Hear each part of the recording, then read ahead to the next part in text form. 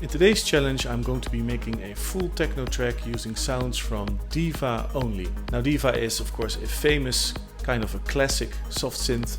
It's been around for a long time and it's actually kind of ironic to call it classic because it was made to emulate a lot of classic analog synths like the Minimoog, the Korg MS-20 and the Roland Jupiter and Juno. So in this challenge we are going to find out if these classic synth sounds are enough to create a modern sounding techno track. Now I'm going for a melodic techno track because I think the sounds from synthesizers such as the Minimoog suit this style very well. So that's what we're going to go for, and let's just get into it. I have an Ableton Live project open here with 6 MIDI tracks, and on each of them I have instantiated a Diva. All the presets are basically the templates, sort of the init patches of different synthesizers. So on the first track I have a Minimoog template instantiated, but let's go for the MS-20 here. Because I'm going to use the classic trick of using filter resonance to create a sine wave and use that as the basic for the kick drum sound. So I'm going to quiet the oscillator section here and I'm going to increase the resonance, or it's called peak here, to maximum. And now I create a clip and some quarter notes here. The pitch doesn't matter. And if I press play, we hear a sine wave-like sound. And the frequency is determined by the position of the cutoff knob. So let's go for a nice low sound here. It's already sounding a little bit like a kick drum, but to get a real kick drum sound we need to apply an envelope to the pitch. Envelope 2 here. And instantly it's sounding like a kick drum. So the amount of envelope determines how much pitch is falling and the clickiness of the kick drum. Let's make this a little bit longer note with the amp envelope here. And what I'm going to do is I'm going to create an audio track and resample this for 2 reasons. First off, I want the kick drum to sound consistent, so I can sample it and use one and the same every time. And the other reason is to save some CPU power, because we all know Diva is quite a hungry beast. So here we go. And I'll create a MIDI track, load the audio clip on it and select the best kick drum to play here. Let's just go with the first one. I'll do a one shot so it plays the whole note through without applying an envelope. And that's our first track. Now we don't need this audio track here anymore. And okay, let's repurpose this Diva, go to the mini mono template, the Minimoog, and go for a bass sound now. I'm just going to create a sub bass by using a triangle wave here and the MIDI clip. We still have these quarter notes. Let's make those 8th notes. I think this is the tuning of the kick. Needs to be lower. Let's go with this. And I'll shorten the notes somewhat. Let's soften the attack. Set this to release. And filter that down with the low pass filter a little bit here. Let's make the attack a little bit softer. That's fine for now. Okay, on to the next track. Here I have another Minimoog loaded up, but let's go for a nice bass patch here. I'm thinking maybe to make some sort of arpeggio.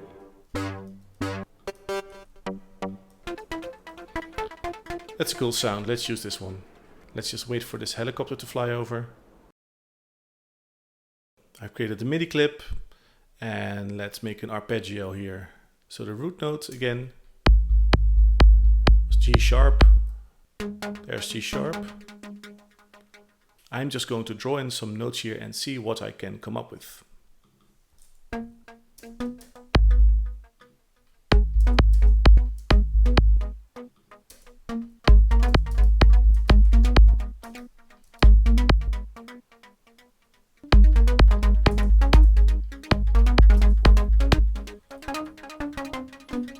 Thinking a longer sequence here, longer than 16 steps. Let's go for something like 4 bars, 64 steps.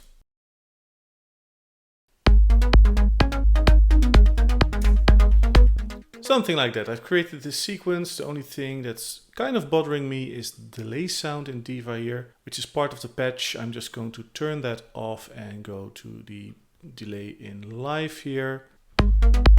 Set it up as a ping pong. Right, so on to the next track. I have another Minimoog here. Let's set that to the init patch.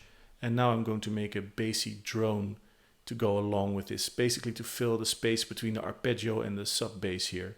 Now this is one of my favorite Moog sounds, very simple, just a drone sound. Let's quickly make that here. G sharp, the root note of the track. I'm going to set the first oscillator to a square and lower it an octave. Then I'm going to turn up the other two, which are sol waves, and just detune them a little bit. I think this needs to be an whole octave lower, let's see. Very nice. Now it's time for a pad sound. So let's go for a different template here. Let's go for the Digi-Ubi, which is the Oberheim emulation. And let's see what we can do with this. Maybe something like a string sound. I'm just going to draw in a root note again here, the G sharp. Minor third. Let's build up an octave. Seventh, fifth, I mean. This is the super sol sound here in the oscillator. Can detune it. Then we have the Oberheim filter.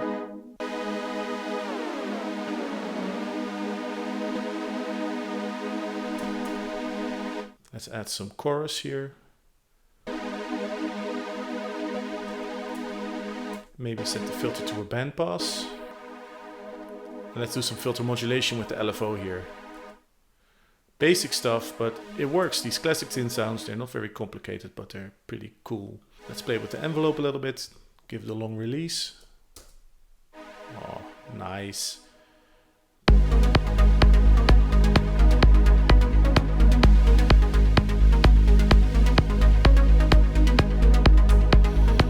What I'll do now is I'll create some variations of this because it's a little bit static now. I said I was going to do a melodic techno track. Let's add some melodic interest here. So I'm going to create this new clip and make a variation of the first one. First off, let's make this a lot longer. Let's go for 8 bars. Well, no, let's go for 4 bars. So I'm going to make this a little bit more evolving. Add some notes. Let's see how this works.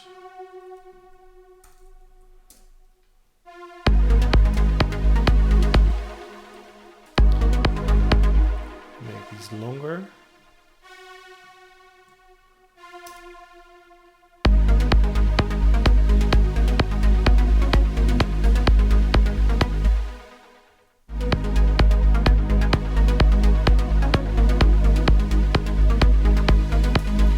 Let's do another one. Let's call it C. So in that vein, let's try something else.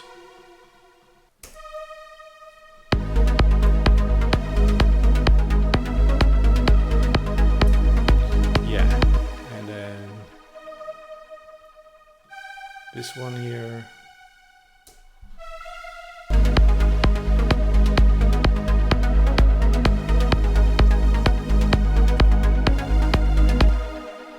Now another idea that I'm having is changing the whole root note, basically going to a different chord because these are all still variations on one chord. And let's go up some notes here.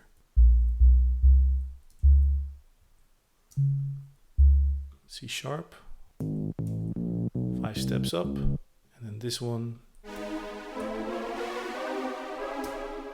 Then we get this.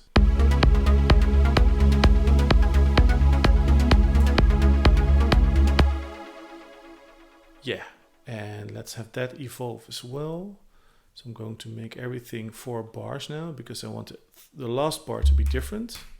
Very dramatic. I think this is a minor 6th. And do this with the bass here as well. Put that note there, have it descend again.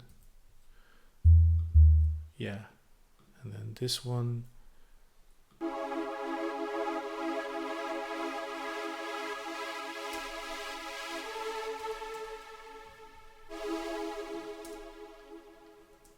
So we start with this. Yeah.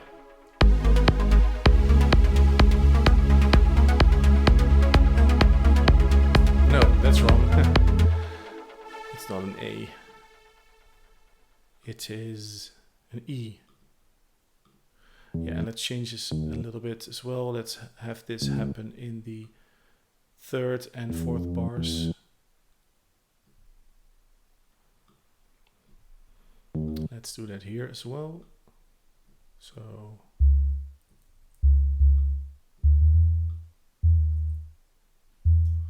okay.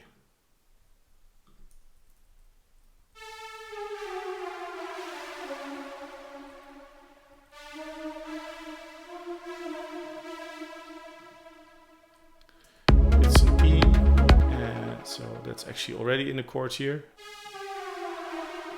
Yeah.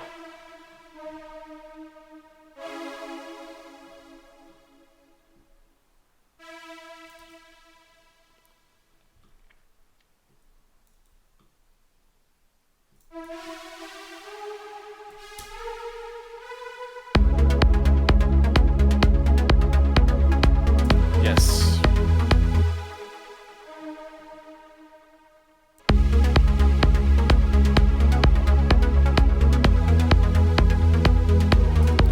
Yeah, and then it goes back to the A variant again. Okay.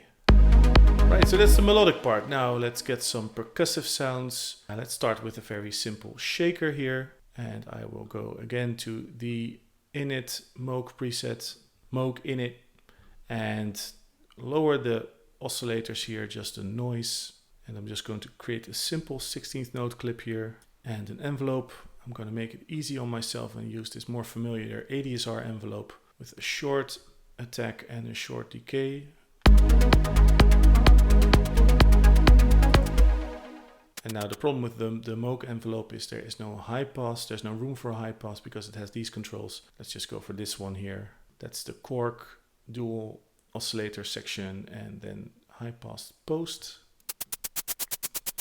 And to add some flavor, I'm going to add a chorus here, makes it stereo. I'm going to randomize the velocities here, which is a very handy function enabled in Live with one click here. And I'm going to make the amp envelope sensitive to the velocity. So now the different velocities will result in different volume levels of the individual notes. This is a bit extreme, but if I dial it back, let's see how that goes with the kick and the bass. No velocity sensitivity, extreme. I'm going to go for a little bit here. And I'm going to resample this sound again to save some CPU.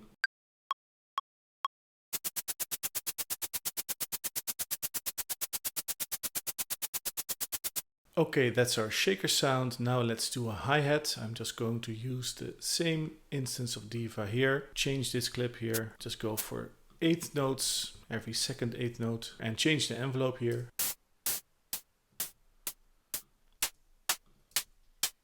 Let's try this byte high pass filter because it has a resonance control, a peak. Yeah, and I think I want to filter that a little bit more with EQ here, with the high pass filter on Pro Q3.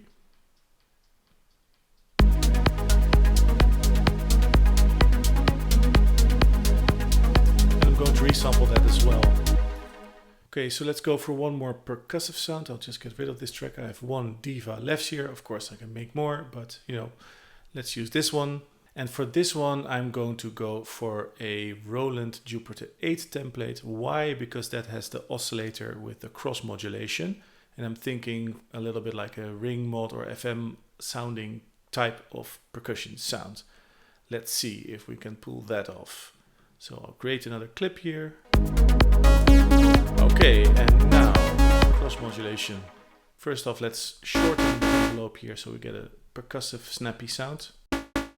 Now let's play with the tuning here and see if we can create this metallic percussive texture. So these oscillators interact with each other. So changing the tuning of one or the other will change the character of the sound. Let's do this with triangle waves. Let's put a plate reverb on that. And let's see how that sounds in the context of our loop here.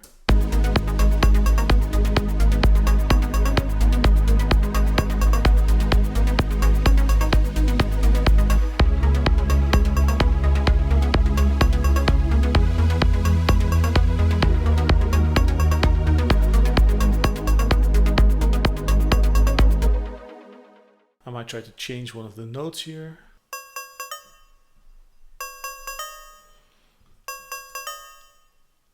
Change the velocity a little bit, some delay. Let's see.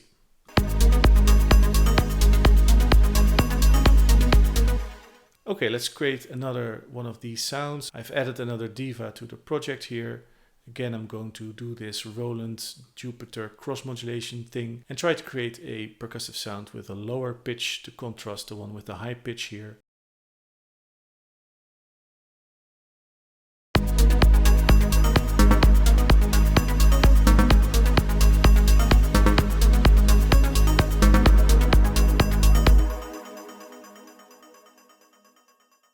So I've generated a bunch of sounds, all from Diva, and now I'm going to put these into an arrangement.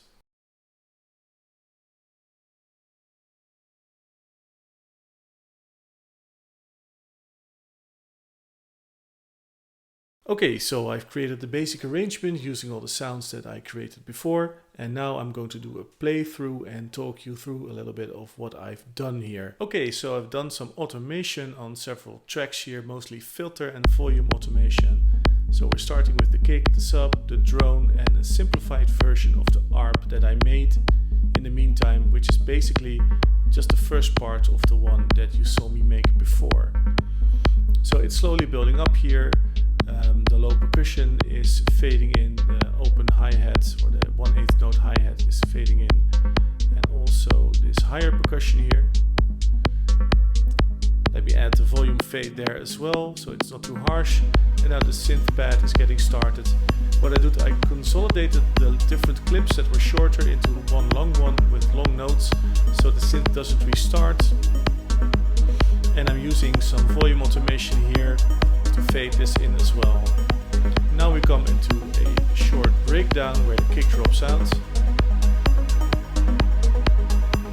A few things happen here. The shaker is added, and we also go to this alternative part for the pad sound, for the strings. In the meantime, we've gone to the full version of the ARP as well, with the variations in it. Now again, a different variation of the pad to build some tension here. And now we get the chord changes.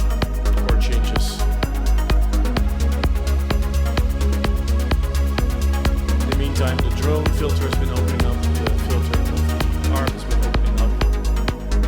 And now we go into this breakdown here. What I've done here is a volume automation on the kick and the sub. This is actually happening a little bit too quick after this previous part, but you know, it's a basic arrangement. So everything's being dialed back down. Again, the timing of these clips could probably be better, but hey, it's just a starting point for a track if I want to develop this further. Again, the variations of the pad to build the tension here in the breakdown.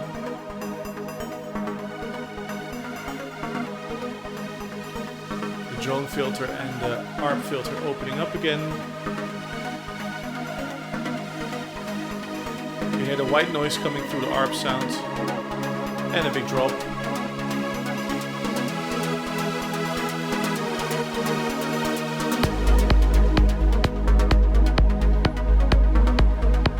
So the drop actually dials the amount of parts back down, and now the shaker and the hi-hat come in again, as well as this high percussion part here. We're back into the main part of the groove basically. Again, let's build some tension by introducing these variations of the pad sound. And actually what I did here, I should do that as well here, is have the first part of this B repeat 3 times, and then the last in the same here with the C.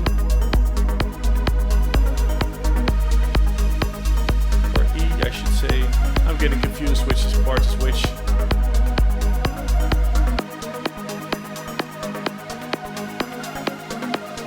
And again, climaxing with this chord change.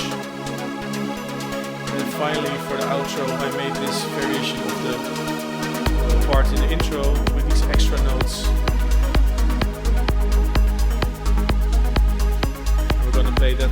times, and then we're gonna arrive at the final part here where we go back to the simpler version of the ARP, the simpler version of the pad sound, and some things are being faded out. The shaker sound here is stopping. And finally, for the last 8 bars, we're gonna get rid of the kick and the sub bass and just have the synths and the playing and the hi-hat fading out here. And these percussion sounds fading out.